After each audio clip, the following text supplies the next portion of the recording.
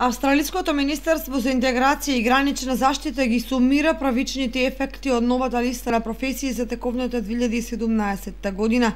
Во изминатите 11 месеци одреден број странци од целиот свет, меѓу кои граѓани на Република Македонија,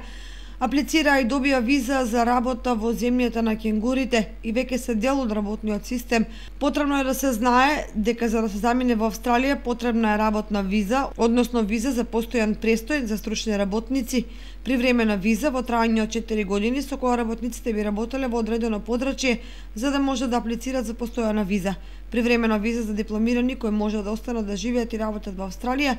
после завршувањето на студиите. Меѓу дефицитарните професии за кои земјата се уште има потреба се менаџери на проекти, индустријски инженер,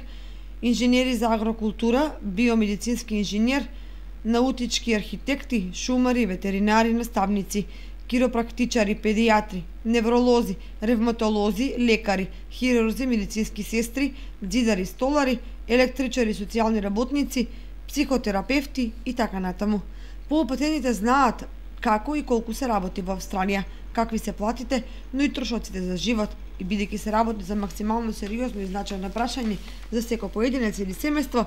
ни малку не е лесно да се донесе судбинската одлука, која во секој случај би била пресвртница во животот,